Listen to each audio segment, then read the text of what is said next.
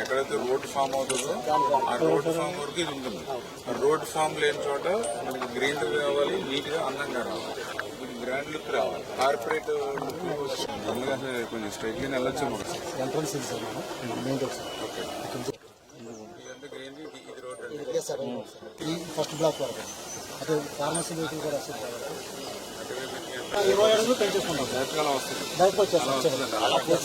మన రేపు పైన వర్క్ చేసుకోవాలి కాబట్టి కొద్దిగా వెళ్తాను. మళ్ళీ మెటీరియల్ గిట్లు వెళ్తారు కదా, అటువైపు కూడా ఆ రోడ్డు కూడా ఎంత ఇస్తారని అదే సూక్ష్మంగా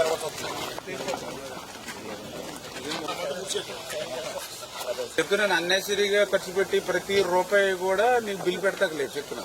దాని పక్కన గార్డెన్ లేకపోతే వెహికల్స్ టర్న్ మూవ్మెంట్ ఉంటుంది కదా, 20 feet లేకపోతే మీకు వెహికల్ వెళ్ళి వెహికల్ రావాలి కదండి. మధ్యలో చిన్న డివైడర్ పెడతారు, 20 feet కన్నా ఎక్కువ ఉంటుంది. అటు 10 పెట్టి మధ్యలో 2 feet డివైడర్ పెట్టకపోతే మళ్ళీ ఇబ్బంది వస్తుంది. మళ్ళీ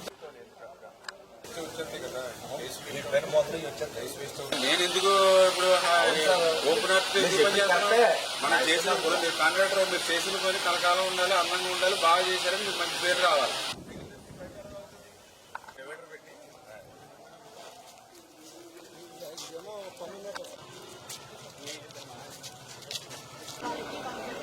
గత 5 సంవత్సరాలు అధికారం కోల్పోవడంతో 20 సంవత్సరాలు వెనక్కి ఏ రకంగా అయితే ఈ రాష్ట్రం పోయిందో అదేవిధంగా మన పాలకులు కూడా అదే రకంగా 20 సంవత్సరాల వెనక్కి వెళ్ళిపోయినటువంటి పరిస్థితి మనకు అడుగడుగునా కూడా కనిపిస్తూ ఉంది. అందులో ఉదాహరణ ఏదైతే ఇప్పుడే మనం చూసాం, ప్రభుత్వ ఆసుపత్రి ఆ రోజు 12,60,00,000 రూపాయలు నిధులు తెచ్చి సంవత్సరంలో పూర్తవ్వాల్సినటువంటి ఆ 100 పడకల ఆసుపత్రి మరి 5 సంవత్సరాలు పూర్తయినా అవ్వకపోవడం అటుంచి చేసినటువంటి పనులు కూడా ఉపయోగకరంగా లేకుండా ఎక్కడ కూడా లెవెల్స్ కానీ ఏదైతే ప్లంబింగ్ వర్క్ కానీ అన్నీ కూడా నిరుపయోగంగా ఉన్నటువంటి పరిస్థితి.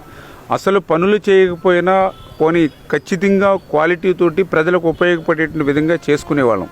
కానీ దురదృష్టం చేసినటువంటి పనులను కూడా మళ్ళీ పునర్నిర్మాణం కింద డబల్ వర్క్తో ఈవేళ చేయవలసిన పని ఉంది. అందుకే ఈరోజు ఎవరైతే ఆ ఏజెన్సీ కానీ అదేవిధంగా అధికారులు కానీ అదేవిధంగా ఒక కన్సల్టెన్సీని కూడా పెట్టుకుని ప్రజలకి ఆ యొక్క ఎవరైతే పేషెంట్స్ ఎవరైతే ఉన్నారో వాళ్ళకి 100% ఉపయోగపడేటువంటి విధంగా మరి దాని రిపేర్స్ తోటి సహా చేసుకుని, అంటే కొత్తగా బిల్డింగ్ని ఇంకా మనం ప్రారంభించుకోకుండానే ఆ రిపేర్స్ చేసుకుని ఆ వర్క్స్ కంప్లీట్ చేయమని ఏదైతే ఇప్పుడే ఆదేశాలు ఇవ్వడం జరిగింది.